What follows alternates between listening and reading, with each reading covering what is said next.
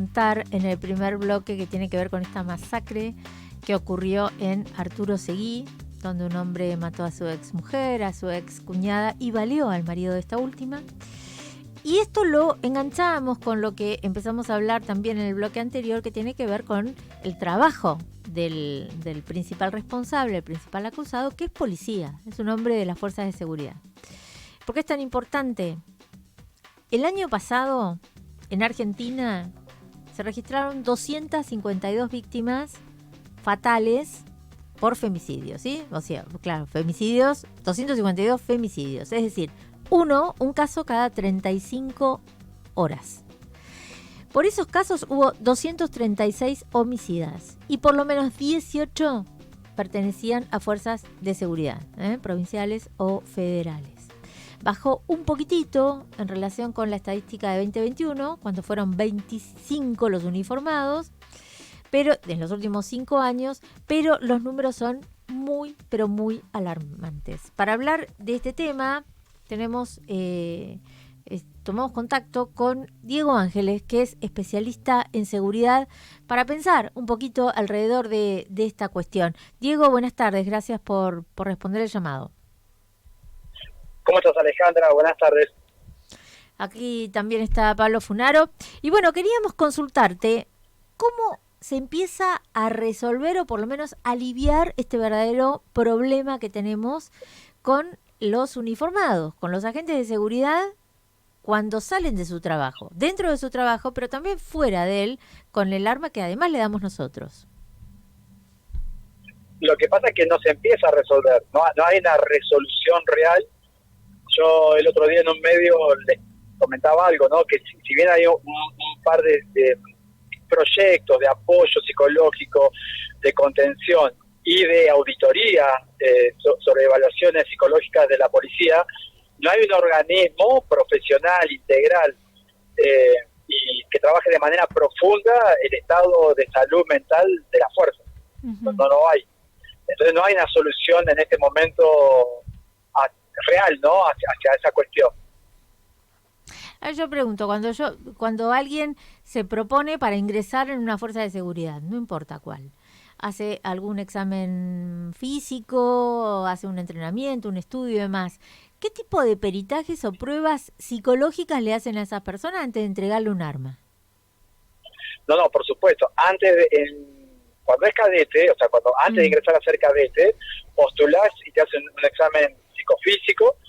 Tenés un examen específicamente psicológico para ver tus patrones, tus inclinaciones, si estás o no habilitado, inclusive en ambiental, para ver cómo te relacionás, antecedentes y demás, ¿no? Entonces un chico cuando ingresa a las fuerzas es porque está apto.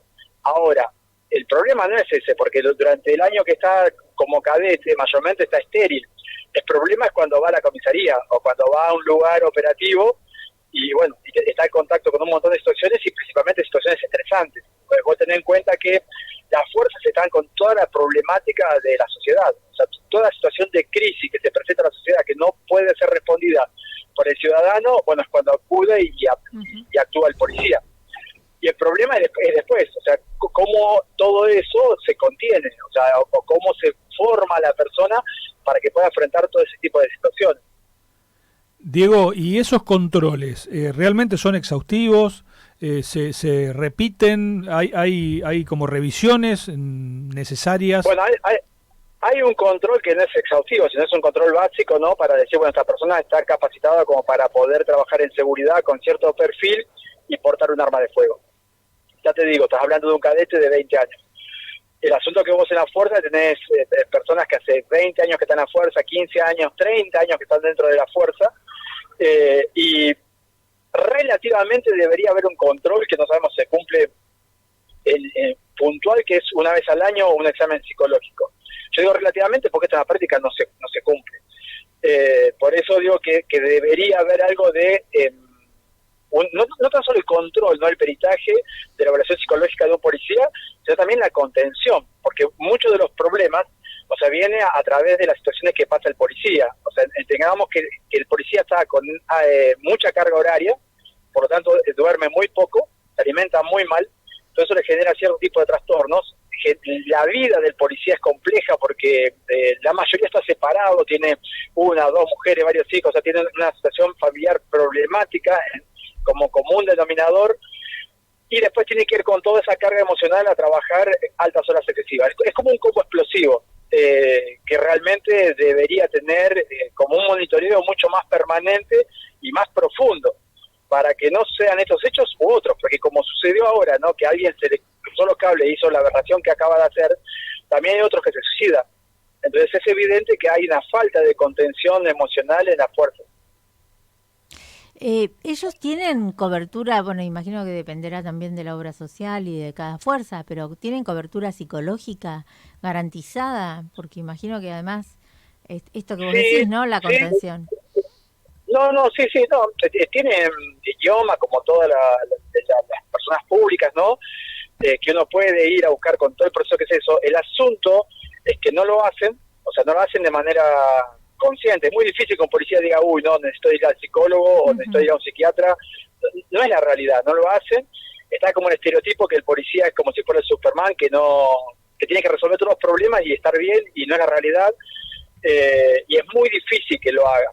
Por eso debe haber mecanismos que lo condicionen, ¿no? O sea, entendiendo la realidad, debería haber mecanismos que condicionen, ¿no? Por ejemplo, después de un enfrentamiento armado, algo tan crítico, ¿no?, donde la vida está en riesgo, y entendiendo el estrés postraumático, porque mucho viene a partir de ahí, ¿no?, de los eventos más traumáticos, entendiendo el estrés postraumático, debería haber algo que asegure un tratamiento profundo, y no ciertas charlas y listo.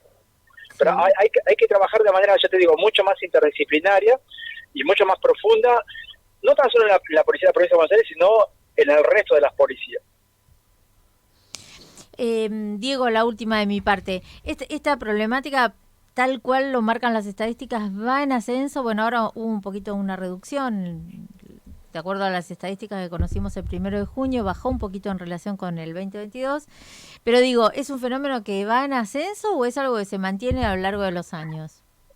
No, es algo que va en ascenso porque hay una realidad, y yo lo conversé varias veces con ustedes, es que la salud mental de la población fue afectada a partir de la pandemia.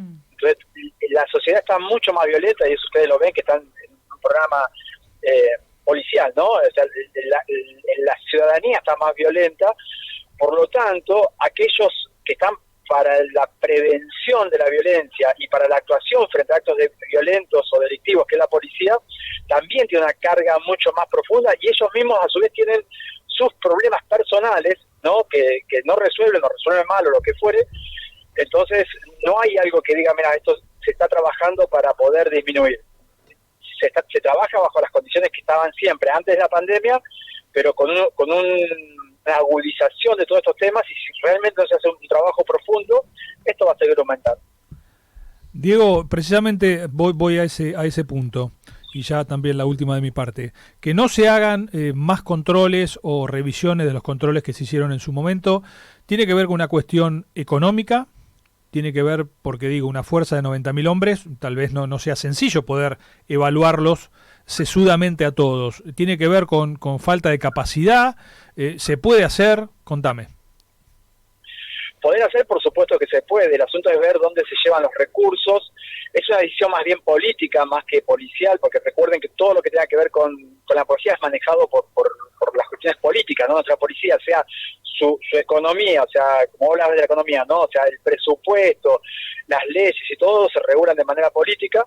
Yo creo que tiene que ver más bien con una decisión política de aquel que está al frente del ministerio, que es el ministro, con apoyo del gobernador, y una idea y un proyecto claro, ¿no? Que haya un proyecto de ley realmente profundo para hacer algo de verdad. O sea, algo, como yo te dije, amplio, interdisciplinario, que abarque todos los aspectos. Primero, como dijimos, personas que que ya no tendrían por qué portar el uniforme, que no lo porten, ¿no? O sea, para que no sean estos hechos. Personas que están pasando por procesos familiares complejos como esto, que se les esté más atento. O personas que están con problemas psicológicos hasta el punto de suicidarse, que tengan la contención necesaria. Entonces, viable se puede hacer, siempre y cuando es un proyecto serio, multidisciplinario, y un área, como vos bien dijiste, es una policía muy compleja. Vos tenés en cuenta que en promedio las policías en el país son de 10.000 hombres. Esta de casi 100.000, 97.700 hombres. Casi 100.000 hombres, es muchísimo. Pero es muy diferente la presión que siente un administrativo dentro del ministerio a alguien que está en la calle resolviendo los problemas, como puede ser un policía de calle, ¿no? Claro. También se puede focalizar sobre aquellos que están en las situaciones críticas más inmediatas. Por eso, para eso hay estrategias, ¿no? Dentro de un proyecto hay una diversidad de los casos y una especificación, ¿no? Una planificación para ver lo más inmediato, ¿no? Que es la emergencia. Y después sí ver algo regular para el resto. Bien. Diego, bueno, seguramente te estaremos convocando prontamente para seguir hablando de estas cuestiones. Desde ya, 1.000.000 de gracias por el contacto. Muchas gracias. No, por el contrario. Gracias, Pablo, gracias, Alejandra, y saludos a todos. Gracias. Gracias.